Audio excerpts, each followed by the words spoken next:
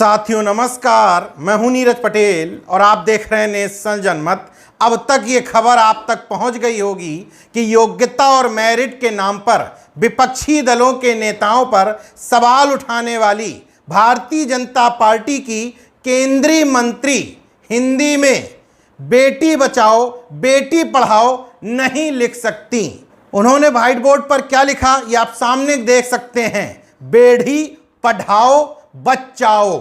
खैर ये video viral होने के बाद मोदी सरकार की केंद्रीय महिला बाल विकास राज्य मंत्री सावित्री ठाकुर की शैक्षणिक योग्यता पर भी सवाल उठे और सवाल उठना लाजमी भी था, क्योंकि अमूमन सत्ता पक्ष विपक्ष के तेजस्वी यादव जैसे नेताओं की डिग्री और शैक्षणिक योग्यता पर सवाल उठाते रहते हैं। इस मामले में बीजेपी के तर्कस में एक ही तीर था कि आदिवासी महिला का अपमान किया जा रहा है विपक्ष के द्वारा।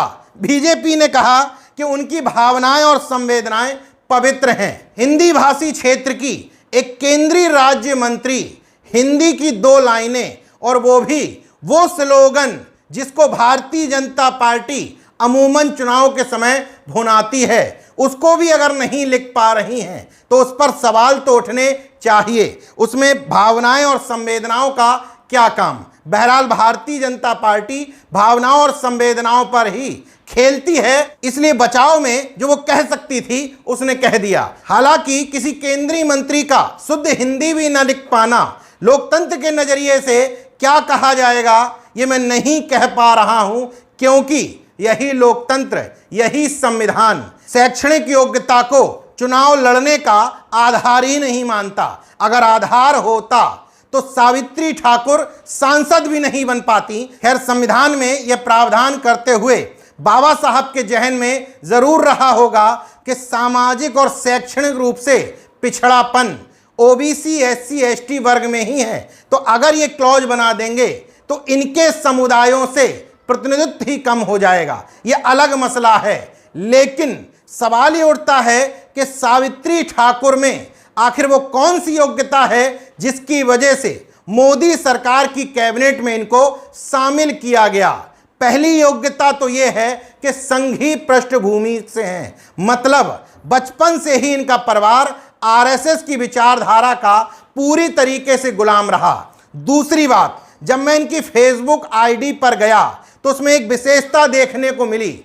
आरएसएस और बीजेपी किसी भी पिछड़े दलित या आदिवासी को चुनते समय ध्यान रखता है कि हमारी विचारधारा का पूरी तरीके से गुलाम है या नहीं। कहीं ऐसा तो नहीं कि पद पर पहुंचने के बाद समाज के काम करने लगेगा या समाज के मुद्दे उठाने लगेगा। द्रौपदी मुर्मू जी को राष्ट्रपति बनाते समय में भी इस बात का ख्याल रखा गया। आज भी जब वो राष्ट्रपति भवन से बाहर निकलती हैं या अपनी जबान खोलती हैं तो इस बात का ख्याल रखती हैं कि आरएसएस की विचारधारा से इतर एक शब्द ना बोल पाएं। जब जब राष्ट्रपति भवन से बाहर आती हैं तब तब कहीं ना कहीं माथा टेकने जरूर जाती हैं। मुर्मू जी से पहले राष्ट्रपति बनाए गए एससी समुदाय से रामनाथ कोविंद जी भी इस बात का ख्याल रखते थे। तो सावित्री ठाकुर जी में भी ये क्वालिटी, ये योग्यता कूट कूट करके भरी हुई है। जब आप इनकी फेसबुक देखते हैं तो तकरीबन हर रोज कम से कम 1 या 2 पोस्ट में लिखा मिल जाएगा जय जय महाकाल। मतलब किसी आदिवासी समुदाय के नेता को धन्यवाद देने की बजाय, बाबा साहब को धन्यवाद देने की बजाय, पिछड़े बहुजन समाज में जन्मे हुए किसी भी संत गुरु महापुरुष को धन्यवाद या नमन करने की बजाय हर दिन जय महाकाल की पोस्ट जरूर की जाती है। और तमाम अन्य पोस्टों में बीजेपी की वही विचारधारा, मतलब अपने समाज को इस अंधश्रद्धा का गुलाम बना करके रखना है, वो इनकी पोस्टों में तस्वीरों में स्पष्ट तौर पर दिख जाता है। मतलब भारतीय जनता पार्टी की इस मामले में तारीफ करनी पड़ेगी कि जब किसी भी वर्ग को वो प्रतिनिधित्व देने की सोचती भी है तो उसमें शैक्षणिक योग्यता देखने की बजाय ये योग्यता जरूर देखती है कि अमुक नेता आरएसएस और बीजेपी की विचारधारा का गुलाम है या नहीं। सावित्री ठाकुर इसमें बिल्कुल सटीक साबित होती हैं। हालांकि कई जगह ऐसी पोस्ट मिली कि सावित्री ठाकुर जी ने बहुत संघर्ष किया। जिस तरह के परिवार और समुदाय से आई हैं, निश्चित तौर पर संघर्ष किया होगा, लेकिन इनका अपना सोशल मीडिया ये बताता है कि पिछले काफी समय से आदिवासी से जुड़े हुए मामलों पर एक शब्द नहीं बोली हैं। मैंने खंगाल मारा इनका बयान, जब आदिवासी समुदाय के एक व्यक्ति के मुंह पर बीजेपी विधायक के एक ब्राह्मण प्रतिनिधि ने पेशाब कर दी थी, उस समय भी इनका बयान ढूंढे नहीं मिल रहा। मतलब ये भी योग्यता है कि आदिवासी समुदाय के उत्पीड़न पर एक शब्द नहीं बोलेंगी, आदिवासी समुदाय के उत्थान के लिए एक शब्द नहीं बोलेंगी। बीजेपी की सरकारें आदिवासियों के जल जंगल जमीन किसी कॉरपोरेट घराने को सौंपेंगी, उसमें भी एक शब्द नहीं बोलेंगी। ऊपर से धार्मिक अंधभक्ति का तड़का जरूर लगा देंगी।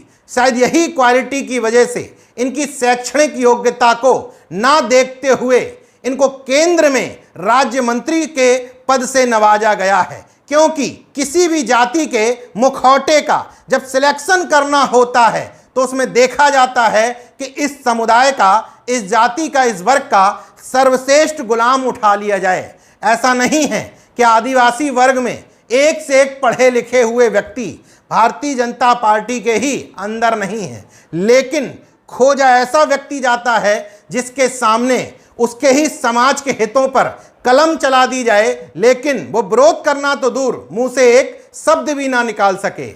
इसलिए नेशन जनमत कहता है, किसी पेड़ के कटने का किस्सा न होता अगर कुल्हाड़ी में उसी लकड़ी का हिस्सा न होता।